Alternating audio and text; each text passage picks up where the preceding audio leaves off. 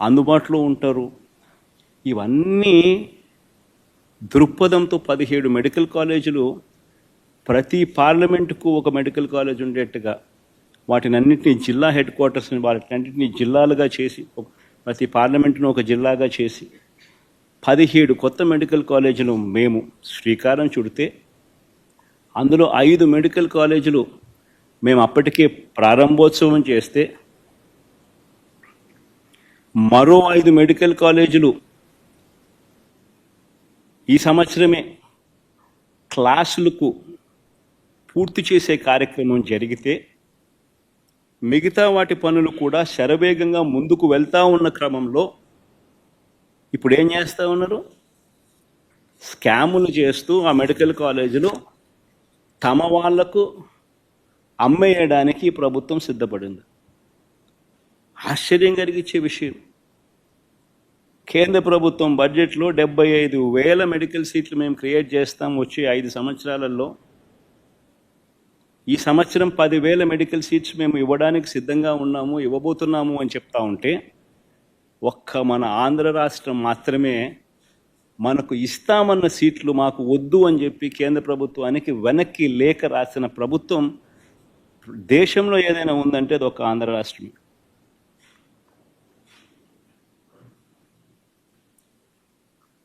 స్కాముల కోసం ఉన్న ఆస్తులు అమ్ముతున్నారు.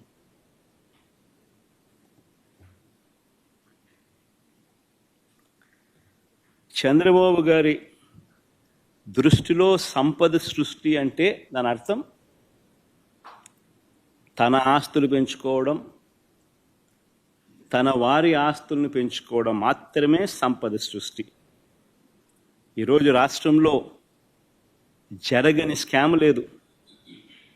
ఈరోజు రాష్ట్రంలో ఇసుక స్కామ్, గతంలో రాష్ట్ర ప్రభుత్వానికి సంవత్సరానికి 750 కోట్లు ఆదాయం వచ్చేది. ఈరోజు రాష్ట్ర ప్రభుత్వానికి రూపాయి ఆదాయం రావడంలా ఇసుక నుంచి. కానీ ఇసుక చూస్తే మనం గతంలో అమ్మిన రేటు కన్నా డబల్ ది రేటుకి అమ్ముతున్నారు. సంపద సృష్టి ఎక్కడ జరుగుతూ ఉంది? చంద్రబాబు నాయుడు జోబిలో జరుగుతూ ఉంది. రాష్ట్ర ప్రభుత్వానికి ఆదాయం ఆవిరై. మద్యం, గవర్నమెంట్ రంగంలో నడిచే మద్యం షాపులు ప్రైవేటైజ్ చేసినాడు. కరెక్ట్గా ఇదే ఆరోపణ మీదనే అరవింద్ కేజ్రీవాల్ అనే ఆయనను జైల్లో పెట్టారు. ఇక్కడ సక్సెస్ఫుల్గా అక్కడ చేయలేకపోయాడు. చేయక మునిపే ఆయన జైలుకు పోయినాడు పాపం. ఇక్కడ చేసి సక్సెస్ఫుల్గా అరవింద్ కేజ్రీవాల్ని అక్కడికి పోయి తిట్టొస్తాడు.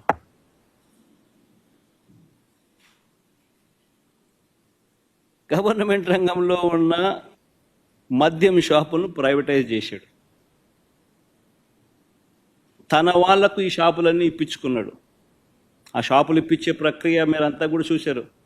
ఏ రకంగా ఎమ్మెల్యేలు కిడ్నాపులు చేశారు, ఏ రకంగా ఎమ్మెల్యేలు పోలీసులు అందరూ కూడా వాళ్ళకు సంబంధించిన వాళ్ళని మాత్రమే టెండర్లలో పార్టిసిపేట్ చేసేట్టుగా చేశారు.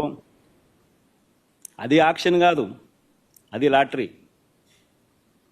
అంటే వీళ్ళకి కావాల్సిన వాళ్ళకి మాత్రమే ఇప్పించుకునే ప్రక్రియ. ఆ లాటరీలో కూడా మిగతా వాళ్ళు ఎవరు కూడా పార్టిసిపేట్ చేయకుండా వీళ్ళు మాత్రమే పార్టిసిపేట్ చేసేట్టుగా మళ్ళీ పోలీసులు గవర్నమెంట్ నడపడం. మళ్ళా ఎమ్మెల్యేలు బెల్ట్ షాపులకు ఆక్షన్ పిలవడం. ప్రతి గ్రామంలోనూ 2 లక్షలు 3 లక్షలకు ఆక్షన్ పిలిచి వాళ్ళకి ఇవ్వడం.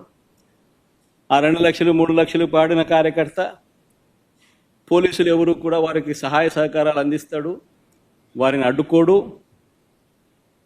ఆ మందు వాళ్ళు అమ్ముకోవచ్చు. ఆ మద్యం షాప్ ఆక్షన్ తీసుకున్నాడు, బెల్ట్ షాప్ ఆక్షన్ తీసుకున్నాడు, ఎంఆర్పి రేటు కన్నా ఎక్కువ రేటుకు మన కళ్ళ ముందరనే అమ్ముతున్నాడు.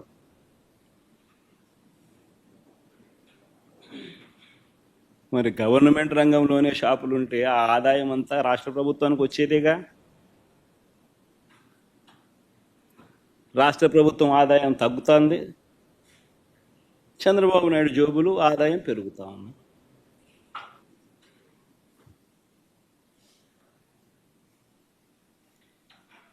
కళ్ళ ఎదుటే కనిపిస్తూ ఉన్న స్కాములు ఇసుక, మద్యం మాఫియాలు, సిలికా, క్వాడ్స్, ఫ్లై యాష్,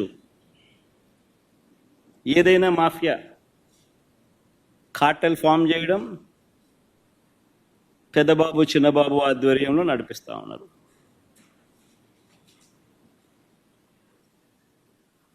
ప్యాకాట క్లబ్బులు,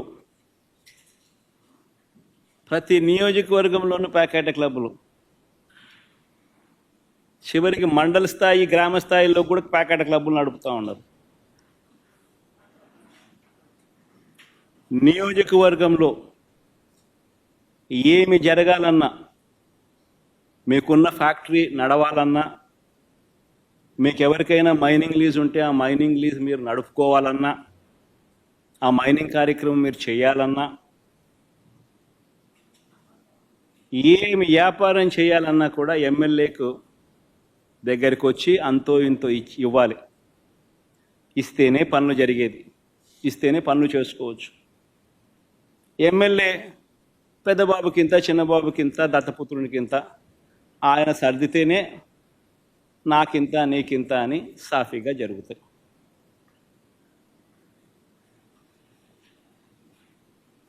మొట్టమొదటిసారిగా ఎంత దారుణమైన కరప్షన్ అంటే, కాంట్రాక్టర్లకు ఇచ్చే కార్యక్రమంలో, పనులు ఇచ్చే కార్యక్రమంలో మొబిలైజేషన్ అడ్వాన్స్ తీసుకొచ్చినారు. ఇంతకుముందు లేదు మొబిలైజేషన్ అడ్వాన్స్ ఇచ్చే కార్యక్రమం. పనులు చేసినప్పుడు, చేసిన తర్వాత బిల్లులు పెడితే ఆ బిల్లులు మాత్రమే డబ్బులు ఇచ్చే పరిస్థితి నుంచి, అలా కాదు, నువ్వు పనులు చేయకపోయినా పర్వాలా,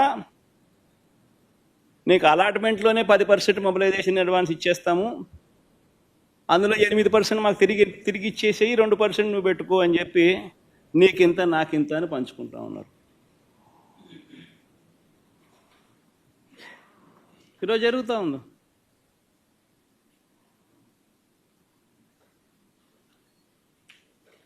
మా హయాంలో టెండర్లు పిలవాలంటే జ్యుడిషియల్ ప్రివ్యూకి పంపించేవాళ్ళం, అది రద్దు చేసేసినారు.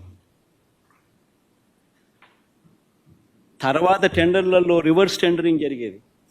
అంటే ఎవరైనా కూడా టెండర్లలో పార్టిసిపేట్ చేసిన తర్వాత L1 వచ్చిన వాళ్ళు ఎవరైతే ఉంటారో, L2లు, L3లు, L4లు కూడా మళ్ళీ ఆక్షన్ పద్ధతిలో L1 కన్నా తక్కువ కోట్ చేసి మళ్ళీ పార్టిసిపేట్ చేసే రివర్స్ టెండరింగ్. ఆ ప్రక్రియ